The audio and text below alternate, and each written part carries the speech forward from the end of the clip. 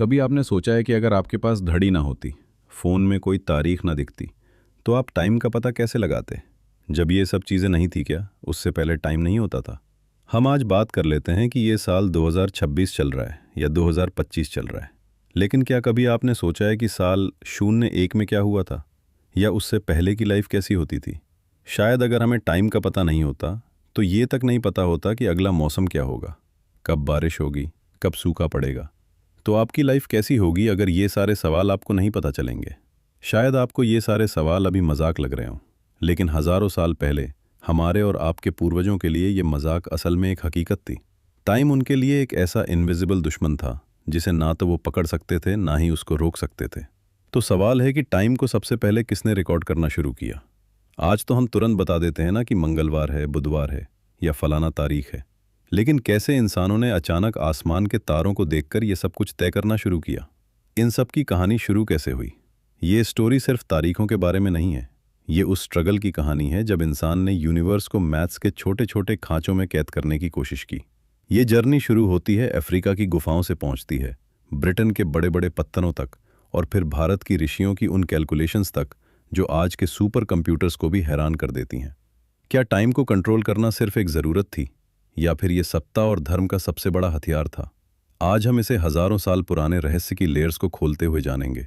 तो वीडियो को एंड तक ज़रूर देखिएगा, क्योंकि अपना इतिहास नहीं जानोगे तो खुद को कैसे पहचानोगे? हिस्ट्री की बुक्स में अक्सर हम पढ़ते हैं कि सभ्यता शुरू होती है खेती की शुरुआत से। लेकिन कभी आपने सोचा है कि खेती कैसे शुरू होगी अगर यही ना पता हो कि बीज को कब बोना है? माने अगर आपके पास मौसम की नॉलेज नहीं है, तो कैसे तय करोगे कि परफेक्ट टाइम क्या है खेती का? अगर आपने मॉनसून से पहले वो बीज बो दिया, तो आपकी फसल बर्बाद हो जाएगी। अगर आपने देर कर दी तो फसल सूख जाएगी। इसीलिए टाइम को कैलकुलेट करना कोई लग्जरी नहीं थी, बल्कि ये सर्वाइवल के लिए सबसे इंपॉर्टेंट चीज़ थी। और इंसान की हिस्ट्री में टाइम को नापने की पहली कोशिश देखने को मिलती है आज से 2000 साल पहले, जब एक गुफा में एक हड्डी पर तारीख के सबूत मिले। आज जहां डेमोक्रेटिक रिपब्लिक ऑफ कॉन्गो है, वहां पर किसी इंसान ने एक बबून की एक हड्डी उठाई और उस पर निशान बनाने शुरू किए। ये हड्डी आज इशांगो बोन के नाम से जानी जाती है और दुनिया के सबसे पुराने मैथमेटिकल आर्टिफैक्ट्स में से एक मानी जाती है। इस हड्डी में 3 पिलर्स में सिस्टमैटिक ढंग से 168 खांचे बनाए गए हैं। पहली नज़र में देखने पर ऐसा लगता था जैसे कि ये कोई आर्टिफैक्ट डिज़ाइन है, लेकिन 1970 के दशक की एक डिस्कवरी ने एक चौंकाने वाला खुलासा किया। आर्कियोलॉजिस्ट अलेक्जेंडर मार्शक ने इस हड्डी का माइक्रोस्कोपिक एनालिसिस किया और जो पाया वो चौंकाने वाला था। इन निशानों के 3 कॉलम्स चांद के 29.5 दिन के साइकिल से मैच करते थे। मार्श का कहना था कि शायद ये एक 6 मंथ लूनर कैलेंडर था, शायद शिकार के मौसम को ट्रैक करने के लिए या फिर किसी बायोलॉजिकल साइकिल को समझने के लिए। अब यहाँ पहला सवाल उठता है, क्या एक हंटर गैदर यानी शिकार करने और कंदमूल फल इकट्ठा करने वाली सोसाइटी को वाकई कैलेंडर की ज़रूरत थी? कुछ स्कॉलर्स इसे सिर्फ टेलीमार्क मानते हैं, माने कि रैंडम काउंटिंग मानते हैं, लेकिन मार्शक और उनके बाद के रिसर्चर्स आर्ग्यू करते हैं कि ये पैटर्न बहुत सिस्टमैटिक है, ये कोइंसिडेंटल नहीं है। और अगर ये सच है, तो इसका मतलब ये है कि वक्त को ट्रैक करने की ज़रूरत इंसान को तब से थी जब वो किसी सिविलाइजेशन का भी हिस्सा नहीं था। ना कोई शहर होता था, ना कोई राजा होता था। ये बबून की सिर्फ हड्डी नहीं थी, ये पहली बार था जब किसी इंसान ने आसमान के साथ एक साइलेंट कन्वर्सेशन शुरू की थी। फिर जैसे टाइम बीतता गया, इंसान हड्डियों से निकलकर पत्थरों तक पहुंचा। चलते चलते एक ऐसा पत्थरों का मॉन्यूमेंट मिला जिसको लेकर आज भी डिबेट्स चलती हैं। मैं बात कर रहा हूं स्टोनहंज की। इंग्लैंड के विल्शर शहर में खड़े ये बड़े बड़े पत्थर हजारों सालों से चुपचाप खड़े हैं। सालों तक ये माना गया कि ये सिर्फ एक कब्रिस्तान या फिर कोई रिलीजियस प्लेस था। लेकिन साल 2022 के बॉर्नमाउथ यूनिवर्सिटीज के प्रोफेसर टिमोथी डार्विल ने एमटीक्यूटी जर्नल में एक रिसर्च पेपर पब्लिश किया। इस पेपर ने पूरी दुनिया का ध्यान खींचा। डार्विन ने दावा किया कि स्टोनहेंज दरअसल एक परपेचुअल सोलर कैलेंडर था। डार्विन अपनी थ्योरी देते हैं कि स्टोनहेंज के बाहरी घेरे में जो 30 पत्थर हैं, जो आप अभी स्क्रीन पर देख रहे हो, वो महीने के 30 दिनों को दिखाते थे। इन पत्थरों के बीच का गैप 10-10 दिनों के हफ्तों को बताता है। बीच में रखे 5 बड़े पत्थर उन एक्स्ट्रा 5 दिनों के लिए थे, जो 360 दिन के साल को 365 दिन तक पहुंचाते थे। उनका मानना था कि लीप ईयर भी शायद काउंट किया जाता था और इसके लिए भी अलग से पत्थर रखे गए थे। अब अगर यह सब सच है, तो सवाल उठता है कि क्या न्यूलिथिक पीरियड के उन किसानों के पास टाइम की वो अंडरस्टैंडिंग थी जिसे हम आज मॉडर्न मानते हैं? क्या ये सब कुछ करना इतना आसान था? दोस्तों, इतिहास कभी एक तरफा नहीं होता। 2023 में ही मैथमेटिशियन गोइलो मगली और एस्ट्रोनॉमर जुआन एंटोनियो बेल्मो ने इसी एंटीक्विटी जर्नल में डार्विन की थ्योरी को कंप्लीटली रिजेक्ट कर दिया। उन्होंने आर्गुमेंट किया कि डार्विन सिर्फ अपनी मर्जी के हिसाब से नंबर को जोड़ घटा रहे हैं और पत्थर की प्लेसमेंट इतनी भी सटीक नहीं है कि उसे कैलेंडर कह दिया जाए। वो कहते हैं कि स्टोनहेंज पूर्वजों की याद में बना एक स्मारक था, ना कि कोई कैलकुलेटर। ये पूरी कहानी के बाद सवाल यही रहता है कि क्या स्टोनहेंज टाइम को पकड़ने की कोशिश थी, या ये हमारी आज की इमेजिनेशन है जो उन बेजान पत्थरों में साइंस ढूंढ रही है। और जिस टाइम पर यह सब हो रहा था, तब हमारे देश में यानी भारत में क्या हो रहा था? जब वेस्टर्न दुनिया के लोग पत्थरों को गिन रहे थे या टाइम को कैलकुलेट करने की कोशिश कर रहे थे, तब उसी समय ईस्ट में यानी भारत में टाइम का वो कॉन्सेप्ट डेवलप हुआ जो आज भी रिलेवेंट है। करीब 1500 ईसा पूर्व के आसपास वेदांग ज्योतिष लिखा गया, जिसका श्रेय ऋषि लगत को दिया जाता है। ये बहुत ही टैलेंटेड साइंटिस्ट थे जिन्होंने एक ऐसी प्रॉब्लम को सुलझाया जिसने सदियों तक रोमन और इजिप्ट के साइंटिस्ट को परेशान किया था। उस दौर में दुनिया के सामने सबसे बड़ी पहेली थी सूरज और चांद की अलग अलग चाल। जहां इजिप्ट और रोम के साइंटिस्ट इस उलझन में थे कि चांद के महीने और सूरज के साल का तालमेल कैसे बैठाया जाए, वहीं इस साइंटिस्ट टैलेंट ने अधिक मास का एक एक्यूरेट सोल्यूशन निकाला, जिसने टाइम के कैलकुलेशन के साथ साथ सीजन्स को भी हमेशा के लिए ऐड कर दिया। ये अपने आप में एक ऐसा कैलेंडर था जिसने एस्ट्रोनॉमी को डेवलप करने में बहुत बड़ा रोल निभाया। लेकिन कैलेंडर बनाना अपने आप में ईजी टास्क नहीं था। कहानी सिर्फ बड़े सालों की नहीं होती है जब भी हम टाइम को कैलकुलेट करते हैं, बल्कि टाइम के कैलकुलेशन में वो माइन्यूट कैलकुलेशन भी थी जिसे हम नैनो सेकेंड कहते हैं। भारत में इंटेलेक्चुअल्स ने टाइम को त्रुटि और निमेष जैसी यूनिट्स पे बांटा। ये एक ऐसा कॉन्सेप्ट था जिसने बहुत बारीक कैलकुलेशंस को भी आसानी से सॉल्व करने का ईजी रास्ता दिया। एग्जाम्पल के लिए, जूलियस सीजर को सदियों बाद अपने बिगड़े कैलेंडर के तालमेल को सुधारने के लिए एक साल को भ्रम का साल घोषित करना पड़ा। वहीं भारत में खगोल शास्त्री जल घड़ी नक्षत्र के आधार पर ब्रह्मांड को सटीकता से माप रहे थे। ऋषि लगत की ये विरासत आज भी हमारे पंचांगों में जिंदा है, जो हमें याद दिलाती है कि जब दुनिया गिनती सीखने की कोशिश कर रही थी, तब भारत टाइम की गहराई को नाप रहा था। हालांकि ये एक बहुत बोल्ड स्टेटमेंट है, लेकिन फिर भी अगर माना जाए तो इंडिया में जो टाइम को नापने का कॉन्सेप्ट था वो बाकी सब जगहों से काफ़ी स्ट्रांग था। यहाँ पर मैं ये नहीं कह रहा हूँ कि बाकी दुनिया में जो हो रहा था वो बिल्कुल भी काम का नहीं था। हर जगह की ग्रोथ अपने अपने टाइम के हिसाब से होती है और इंडिया इस रेस में तो आगे था। ऋषि लगत ने देखा कि चांद का एक महीना करीब 29.5 दिन का होता है और 12 महीनों का साल बनता है 354 दिन। लेकिन वहीं सूरज के साल को देखें तो ये 365 दिन का होता है, यानी हर साल 11 दिन का डिफरेंस आता है। ऋषि लगत ने नोट किया होगा कि अगर आप सिर्फ चांद के हिसाब से चलें तो सिर्फ 10 से 15 साल में आपकी गर्मी की फसल सर्दियों में आने लगेगी। इसके लिए फिर उन्होंने एक बहुत ही खूबसूरत सॉल्यूशन निकाला। ये कॉन्सेप्ट है अधिक मास का, जिसे मल मास भी कहते हैं। उन्होंने तय किया कि हर 32.2 महीने बाद एक असली महीना जोड़ दिया जाएगा। जैसे इस साल यानी साल 2026 में 17 मई से 15 जून तक अधिक मास रहेगा, यानी इस साल ज्येष्ठ का महीना 2 बार आएगा। इससे पहले अधिक मास श्रावण मास में 2023 में आया था। इस दौरान 13 महीने होते हैं। इसी कॉन्सेप्ट को मलमास भी कहते हैं, जो मैंने आपको पहले बताया।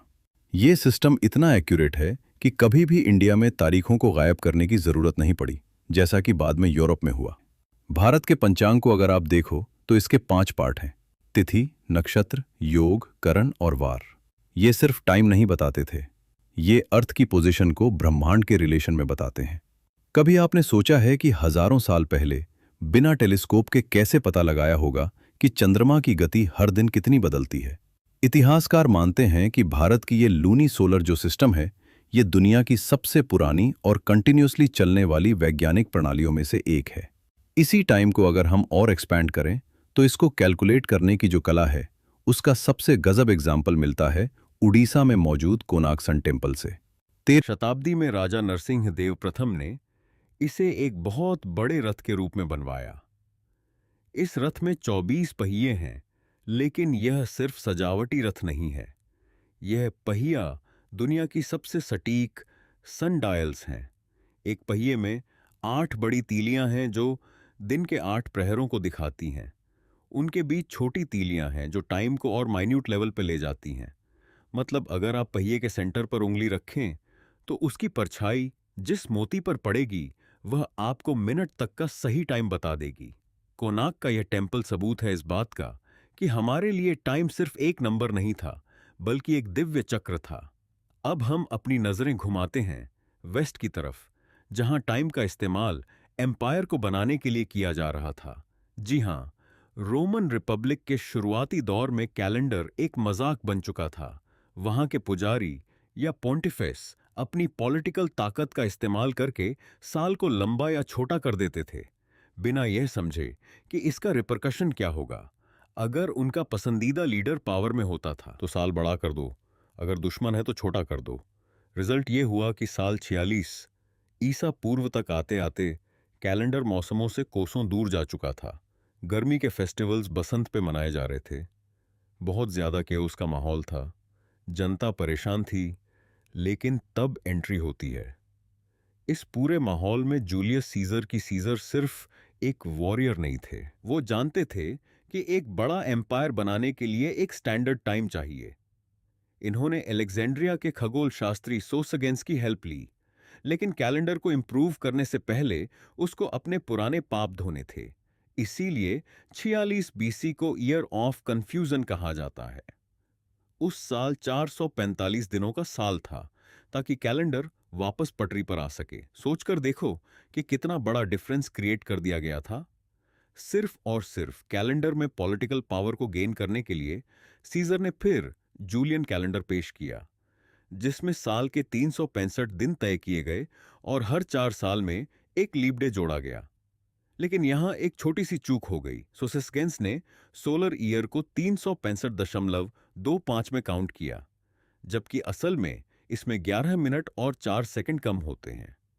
अब सुनने में यह बहुत कम टाइम लगता है, बहुत छोटा सा डिफरेंस है, लेकिन टाइम की एक छोटी सी गलती सदियों बाद बहुत बड़ा चेंज लेकर आती है। इससे हुआ यह कि हर एक 128 साल में यह कैलेंडर एक दिन पीछे होने लगा। 16वीं शताब्दी तक आते आते जूलियन कैलेंडर असली सोलर टाइम से 10 दिन आगे निकल चुका था। ईस्टर का फेस्टिवल जो बसंत के इक्विनॉक्स से जुड़ा हुआ था, वो भी अब गलत तारीखों पर आने लगा। इससे चर्च के सामने एक बहुत बड़ी क्राइसिस खड़ी हुई। 1582 में पोप ग्रेगरी 13वें ने इस टेंशन को सॉल्व करने के लिए एक स्ट्रिक्ट डिसीजन लिया। उन्होंने इंटरग्रेविसी मास नाम का एक आदेश जारी किया। इटली के वैज्ञानिक लुई लिलियो और जेसुइट एस्ट्रोनॉमर क्रिस्टोफर क्लेवियस की बातें मानते हुए उन्होंने 2 बड़े चेंज किए। पहला, लीप ईयर का नया रूल। शताब्दी के साल जैसे 1700, 1800 ये सब तभी लीप ईयर काउंट होंगे जब वह 400 से कटे। लेकिन इसके साथ दूसरा बदलाव सबसे ज्यादा रिवोल्यूशनरी था, जिसने उस दौर के लोगों को हिलाकर रख दिया। पोप ने ऑर्डर किया कि 4 अक्टूबर 1582 के ठीक अगले दिन को 15 अक्टूबर माना जाएगा, यानी हिस्ट्री के 10 दिन चैप्टर से हमेशा के लिए गायब कर दिए गए। क्या आप इमेजिन कर सकते हो, लोग सोए 4 तारीख को और जागे 15 को। यूरोप की गलियों में दंगे होने लगे। लोगों को लगा कि चर्च ने उनकी जिंदगी के 10 दिन चोरी कर लिए हैं। कुछ को डर था कि उनकी उम्र कम हो गई है, तो कुछ को टेंशन थी कि उनके कॉन्ट्रैक्ट और उनकी मजदूरी का क्या होगा। ब्रिटेन जैसे प्रोटेस्टेंट देशों ने सालों तक इस कैथोलिक कैलेंडर को अपनाने से मना कर दिया।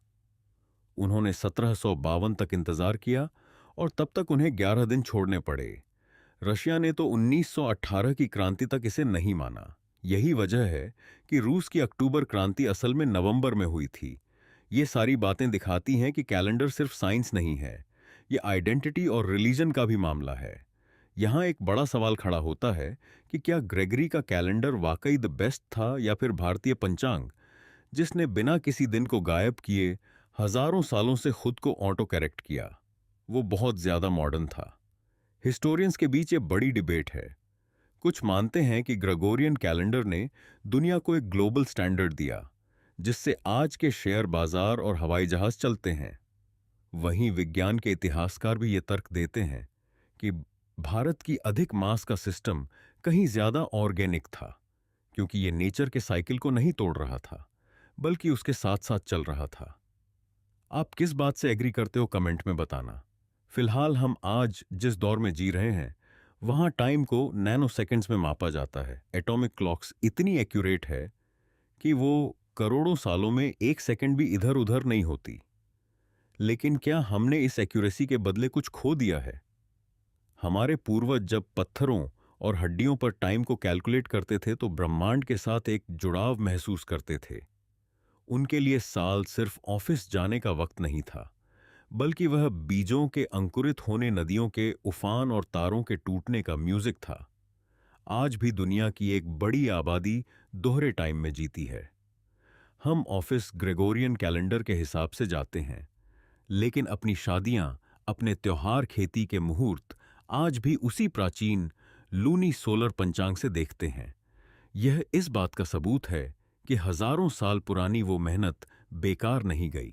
आखिर में मैं यही कहूंगा दोस्तों कि अतीत के उन गुमनाम खगोल शास्त्रियों, पत्थर तराशने वाले मजदूरों और गणितज्ञों को याद रखिएगा, जिन्होंने इंच भर भी योगदान दिया है टाइम को डेवलप करने में।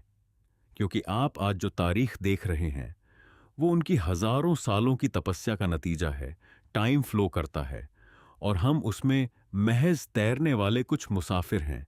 लेकिन इन मुसाफिरों ने ही टाइम को नाम दिया, उसे महीनों में बांटा और उसे हिस्ट्री बनाया। अगली बार जब अपनी घड़ी देखिएगा तो याद रखिएगा कि आप सिर्फ टाइम नहीं देख रहे हैं, आप पूरी ह्यूमन सिविलाइजेशन का सबसे बड़ा स्ट्रगल और उसकी सबसे बड़ी जीत को देख रहे हैं।